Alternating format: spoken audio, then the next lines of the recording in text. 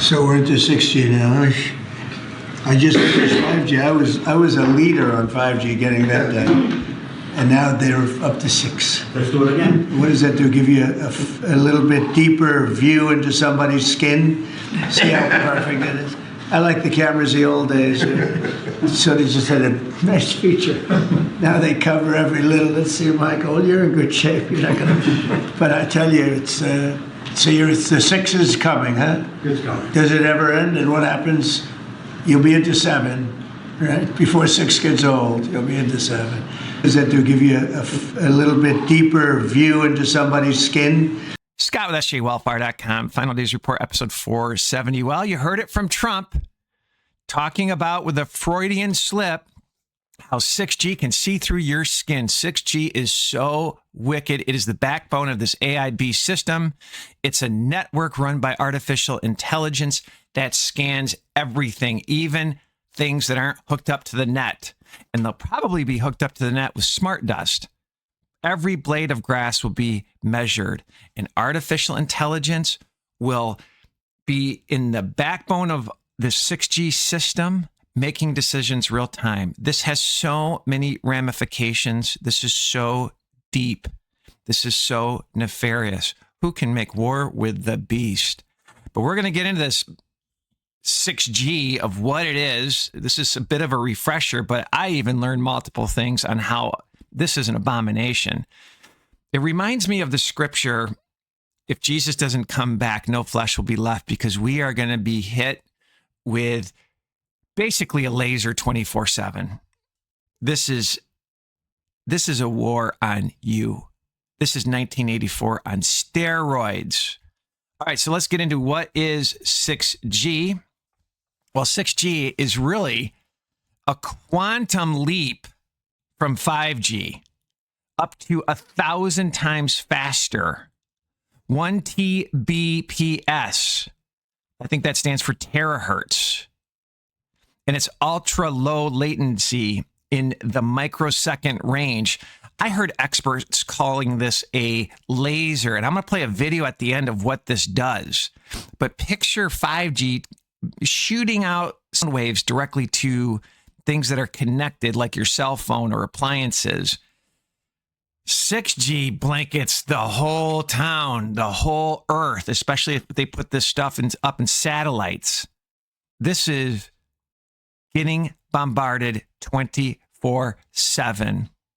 I was watching an interview of somebody that was warning about different studies about 6G. First of all, it heats tissue. It penetrates your blood and veins. And think of all the nanotech in us, from whatever they're dumping on us, whatever is in the food supply. And of course, as the days of Noah, devil juice. I'll put up a thumbnail of things that they found under the microscope. And yes, people showed up as Mac IDs after the As the Days of Noah devil juice. And 6G powers this stuff. We'll get into it on a later slide. Now, this expert also talked about cell and DNA damage. So if they're heating your skin with 6G, of course, there's going to be cell and DNA damage. And she went on to say it destroys your gut biome. That's important for your immune system. It's a laser beam. We've talked about the World Economic Forum.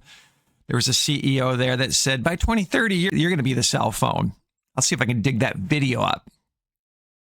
I wanted to ask when you all think we're going to move from this form factor to something that's on your face, glasses, and when computing's all on the edge. All right, 50 seconds. Who wants to answer quickly? I think it will go. It will. First of all, it will definitely happen. I was talking about 6G earlier, which is around 2030. I would say that by then, definitely the smartphone as we know it today will not anymore be the usual kind of the most common interface. Wow. Many of these things will be built directly into our bodies. The U.S. government's Defense Advanced Research Projects Agency to develop what they call Next Generation Non-Surgical Neurotechnology. It's designed to allow the human brain to directly interface with machines. Know that DARPA is exploring human machine interfaces that include direct connections between the brain and outside systems. So the connectivity will shift to wearables. Think RFK Jr. pushing the wearables for your healthcare, smart glasses. All of this reminds me of the mark of the beast infrastructure that will be in place. And again, this brain-computer interface, Internet of Things, Internet of Nano Things, having 100% self-awareness, monitoring everything real-time with artificial intelligence at the backbone of everything. Unlike previous generations, 6G is being designed as an AI native network where artificial intelligence handles network optimization and anticipates users' needs automatically. It's Big Brother. It's going to measure the trackers. It's going to feed ID 2020, the digital papers, please. And again, the video at the end explains how wicked this is, but I want to prime the pump of where they're going. All right, all of this fuels brain-computer interface, and I don't think they need a massive chip in your head. They have non-invasive surgery. They have the nanotech that goes across the blood-brain barrier that we talked about. 6G and AI together will redefine human-machine interaction by enabling seamless brain-computer interface.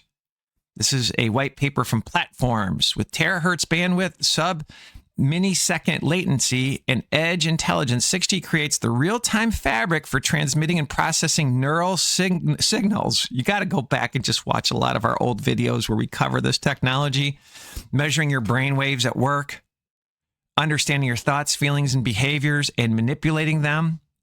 As Elon Musk said, when you hook up with brain-computer interface and sign the terms of agreements, it has read-write capabilities. It can plant memories in you. But they need AI as the overlay to the 6G artificial intelligence little God Tower of Babel network. AI decodes the complexity of brain activity, turning thought into speech, movement, and immersive AR, VR control. Virtual reality control. All of this fits the digital twins. They need to make digital twins of you, of everything, so they can run simulations of desired outcomes for the future. It's almost like the digital twin is a fake heaven. Everything is a counterfeit, my friends. Beyond medical breakthroughs, that's how they're going to sell you this nonsense, like restoring speech or mobility, brain-computer interface will unlock new consumer experiences and even collective intelligence. One hive mind, the Tower of Babel 2.0. Lucifer wants to be all-knowing like God, and this gives him a means to do it, or partially do it. And this, again, fits the transhumanism agenda. The 6G ecosystem classifies Internet of Body devices into three primary generations. First generation, wearables. That's what they're trying to hook you in with RFK Jr., smartwatches and fitness trackers that are increasingly powered by flexible solar cells or kinetic harvesters. There's a lot of stuff of harvesting your energy. Remember the articles we've covered probably 30 times of 6G, that you're going to power 6G, humans will? They're going to harvest your energy. And again, wearables is nothing short of Big Brother understanding what you're doing. Now, the second generation, internal, implantable, or ingestible devices such as digital pills or smart pacemakers that use 6G wireless power transfer to recharge without surgery. There's something about the 6G that powers this, or allows your energy, your 2 watts of energy, to power these different devices. And then the third generation is this brain-computer interface, this nanotech that goes across the blood-brain barrier. And 6G is highly efficient integrated power management systems within this. Do you see how all these things come together? The driverless cars, the smart cities, the satellites, the Stargate artificial intelligence, this biohacking of you, Operation Warp Speed, War on Your Seed, iron mixed with clay as the days of Noah, Tower of Babel as the days of Lot. All of this is end of day stuff. This is a control grid like nothing we've ever seen before. And 6G we've covered this multiple times, enables holographic calls, a hologram. That's the dream I had in 2008, a hologram where everybody thought that the Antichrist, the hologram, was real, and he had power to give life onto the image of the beast, that the image of the beast should both speak and cause that as many as would not worship the image of the beast should be killed. This was like this fake resurrection. 6G is the backbone of this, run by artificial intelligence. All of this supports so much. 24/7 monitoring. This supports pre-crime.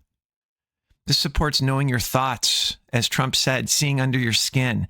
This reminds me of the Microsoft 666 patent, 060606 patent, where they measure you, what you're doing via either wearables or eventually under the skin, probably the Mark of the Beast system, and you need to do a said test to get your money. Watch a commercial. Dig a ditch. Go hunt a Christian. 6G networks will act like a giant sensor. The whole thing with 6G is it's gonna watch everything, allowing devices to see around corners and map physical environments using radio waves, integrated sensing and communication. The technology will support digital twins, virtual replicas of people or objects to simulate and monitor real-world scenarios instantly. So that's where they're going to do their scenario planning. We want to move the world into smart cities. How do we do this? And they'll have their digital infrastructure to do gaming exercises. Oh, it's wicked. It's wicked beyond measure. And this just reminds me of, again, 6G being powered by you. Remember, the Department of Energy funded the Genome Project. I've said this 3 or 4 times. One of the creepiest videos I've ever done. And then linked to the Eugenics Institute. But it's about stealing your soul. It's about a war on your blood. Going back to the video, the interview I watched on Redacted with the expert saying 6G penetrates your blood and your veins. This is a war on your blood. But human body harvesting, future Internet of Body devices will draw power directly from the human body through thermal energy, or really it says harvesting heat from skin surfaces, vibration energy, converting physical movement into electricity, body-coupled power, using the body itself as a medium to conduct power from the central hub, like a smartwatch. People have put on different smart watches and trackers and have blown up, especially Apple devices. So what happens when this is some sort of nanotech that is either activated by this 6G system? What's going to happen with these sores? And again, if 6G heats your skin, then thermal energy can heat these devices. This Palisade, when you look at the Mark of the Beast, the smartwatch that we've covered from the cartoon. And it just reminds me of how people will get sores. Well, we know the nanotech is some sort of machine, but do they need hardware or software to connect all the dots for this biohacking agenda? And then if 6G can penetrate your blood, where the nanotech is, in veins, and in your brain, and it heats your skin, and thermal energy harvests the thermal energy as you're getting heated up, will actually power these Internet of Body devices. How does that fit Revelation 16? So how does that fit Revelation 16:2? These devices are getting powered, and all of a sudden they get this grievous sore upon them that took the Mark of the Beast, Revelation 16:2. And they took the Mark of the Beast and they worshiped the image. 2 separate things. It's coming together so fast. This just reminds me of the wearables where people are getting infected. And 6G, going back to Trump, seeing under the skin, he's not lying. This is a military operation. You're going to watch theater. You're going to watch total theater with war. Death will be real, and contrived famines.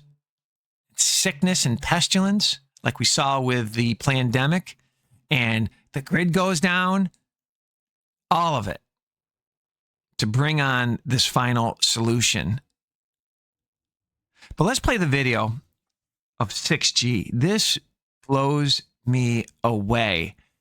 I didn't know it blanketed everything versus like shooting lasers at you, at your cell phone, at your devices. This is going to be monitoring every blade of grass. This is going to be 1984 on steroids. How are you going to even get past this? It's basically like radar everywhere is how they describe it. This is why they want you in the smart city. This is the all-seeing eye. I want you to look at the Luciferian all-seeing eye in this video. It's wickedness. It's absolute wickedness. Have no fear, my friends. Pray for wisdom. I think there needs to be some companies that figure out, and I know they have them for 5G, but figure out this next generation laser wave technology, and that's what I'm calling it, to block it wherever you are, because it's coming and it's coming fast. God bless. Thank you for your support. 6G. And look, this isn't just about your downloads getting faster. We are talking about a complete reinvention of what a network even is. A network that doesn't just connect us, but one that actively senses the world around us. Now, this creates a huge problem. How can one system be great at two totally conflicting jobs at the same time? Well, there's a really clever AI trick that solves this, and we're going to get to it. But first, let's unpack this incredible new power. I really want you to think about this question for a second, because it is the heart of everything we're about to cover. What if the very same network that brings you video calls could also spot an unauthorized drone near an airport, or see a pedestrian step onto a foggy highway, or even watch your hand gestures to control a machine? I know it sounds like something out of a sci-fi movie, but this is exactly the world that 6G is promising to build. So first up, a network that sees. How on earth do you give a network the sense of sight? Let's break down the core technology that really separates 6G from everything that's come before. The secret sauce behind all of this is a technology called Integrated Sensing and Communication, or ISAC for short. And, the name says it all. The network is no longer just a pipeline for data. It's also becoming a massive distributed sensor, using its own signals to map the physical world in real time. It's a total game changer. This right here really shows you the fundamental difference. 5G is fantastic, right? It's great at connecting things that want to be connected. Your phone, your smart TV, all that stuff. But 6G with ISAC, it adds this whole other layer. It can sense passive objects. Things with no electronics, no chips, no way of talking back. We're talking about a person, a car, a piece of equipment in a factory. The network is going from just connecting participants to being aware of its entire environment. Okay, so that brings us to the next big question. How is this even possible? To get our heads around that, we need to peel back the layers and look at the physics. And you'll see, it's not magic, it's actually a brilliant new take on a technology that's been around for a long time, just supercharged for the 6G era. The core idea here is radar. We're all familiar with it, right? Air traffic control, the speed gun a police officer uses. It's the same basic principle. You send out a radio wave, it hits something, and a very faint echo bounces back to you. And by analyzing that echo, you can learn a whole lot about whatever it hit. So here's how it works in practice. A cell tower sends out its normal communication signal, usually something called an OFDM waveform. Now, while part of that signal is heading straight for your phone, the rest of it just radiates out, bouncing off everything in the area. A tiny, tiny fraction of that energy might hit a car and then reflect back to a receiver. So by measuring exactly how long that echo took to get back, the network calculates the car's distance. And by measuring the tiny shift in the echo's frequency, that's the Doppler effect, it can figure out its precise speed. And that brings us to the hardware that makes it all work, MIMO. Now, 5G already uses what we call massive MIMO, panels with dozens of antennas. But 6G is moving towards something called gigantic MIMO, with maybe hundreds or even thousands of tiny antenna elements. Think of it like this. A single antenna is like a flashlight, with one big wide beam. Gigantic MIMO, on the other hand, is like having thousands of tiny, perfectly synchronized laser pointers that you can steer electronically instantly. This gives the network unbelievable angular resolution. It can tell the difference between two objects that are right next to each other. And with that kind of precision, you're not just detecting a car. You could potentially detect the subtle vibrations of a bridge, or monitor a person's breathing from across the room, or even track the individual hand movements of a worker in a factory. It's like the network is painting the world with radio waves and seeing the reflections in high definition. Now, the network can arrange its eyes and ears in a few different ways. The simplest is monostatic, where a single cell tower sends the signal and listens for the echo. But the big problem there is that it's like trying to hear a whisper while you're shouting. So a smarter way is bistatic sensing, where one tower transmits and a different one listens. That solves the interference problem, but they have to be perfectly synced up. The real goal, though, is multistatic sensing. This is where the entire network works together, multiple towers transmitting and receiving, combining all their data to create a complete 360-degree picture with no blind spots. And the signals themselves can be a bit different too. Old-school radar often uses these short pulses of energy to measure distance, but ISAC is way more likely to use continuous wave signals, which, it just so happens, are a lot like the signals already used for communication. And these continuous signals are fantastic for measuring that Doppler shift to get super precise velocity data. This is so critical for things like tracking vehicles or even monitoring the health of a bridge by its vibrations. It's just a brilliant way of using what's already there for a completely new purpose. So, Section 3, the AI Optimization Engine. We've got a network that can talk and see, but this creates a massive challenge. How do you manage a system that's trying to do two totally different, conflicting things at the same time? Well, the answer is AI. And not just any AI. This AI has to live at the very physical layer of the network, the deep down level where the radio waves themselves are being created. Why? Because these trade-offs are happening millisecond by millisecond, and only an AI that's built right in is fast enough to handle. And here it is, the central problem. The perfect radio signal for sending data as fast as possible is often a terrible signal for getting a clear radar image. And the perfect, crisp signal for sensing might be really inefficient for communication. It's a constant tug of war. If you optimize for one, the other gets worse. And trying to solve this with normal algorithms is just way too slow for a live network. This is exactly where the AI has to step in. So, instead of training two separate AIs, one that's a communication expert and another that's a sensing expert, the solution is something called multitask learning, or MTL. Think of it this way. An MTL model is one single unified AI. It has these shared layers at its core that learn the fundamental things about the radio environment that are useful for both jobs. Then, it branches off into specialized layers that fine-tune the output for communication on one side and for sensing on the other. By learning them together, the AI actually gets better at both jobs, finding clever trade-offs that two separate models would never discover. So how does the AI actually pull off this balancing act? Well, first, you give it its two goals. Number one, get the data through as fast as possible. Number two, get the most accurate location and speed of your target. Then, and this is the really clever part, you combine the error scores for both tasks into what's called a joint loss function. This creates a single overall performance score. And finally, the AI's entire job, moment to moment, is to tweak the live network, the shape of the radio waves, the direction of the beams, to get that combined error score as low as it can possibly go. It's constantly finding the perfect compromise. Now, making these decisions in real time is an insanely difficult computing problem. That's where a technique like algorithm unrolling comes in. So remember that AI puzzle I mentioned at the very beginning? This is the answer. It is a really clever way to take a complex traditional algorithm and basically unroll its logic into the very structure of a neural network. This essentially bakes the optimization process right into the AI, making it incredibly fast. Fast enough to run at the physical layer and make those split-second decisions a live 6G network needs. All right, we've gone deep on the how. Now let's get to the really exciting part, the so what. I mean, what can we actually do with a world that is being constantly sensed by our digital infrastructure? Well, the applications are pretty mind-blowing. In transportation, imagine a network that tells an autonomous car about a cyclist coming around a blind corner that its own sensors can't see yet. In a factory, it could guarantee that a giant robotic arm never, ever collides with a human worker. It could even let a worker in a deafeningly loud factory control a machine with simple hand gestures. And all of this leads to an even bigger idea, the digital twin. Because the network is constantly sensing its environment, it can build a live, one-to-one digital copy of the physical world. Imagine a digital twin of an entire city that lets you simulate traffic patterns to eliminate jams, or a digital twin of a factory that lets you predict when a machine will fail before it happens. This is really the ultimate goal, a network that doesn't just connect our world, but truly understands it. And that brings us to our final section, an unblinking network. Okay, we have seen the incredible, almost utopian potential of this technology, but this kind of power comes with enormous responsibility. A network that can see everything raises some very serious questions about privacy. Specifically, if the network can see someone who never opted in, how does that possibly work with privacy laws like GDPR? Let's get right into that challenge. This quote from Ericsson Research just cuts right to the heart of the problem. The way we've always handled data privacy is based on consent. You click, I agree on the terms of service. But how does a pedestrian walking down the street consent to being sensed by the 6G network? How does a car driving down the highway? As the researchers themselves say, a consent-based model just seems completely infeasible for this kind of passive wide area sensing. This forces us to ask a really direct and really difficult question. Who's responsible here? Is it the mobile network operator? Is it the company that builds an app using the sensing data? Is it the government that regulates it all? We are building a technology that will create a staggering amount of data about our physical world, and we honestly haven't figured out the rules to government yet.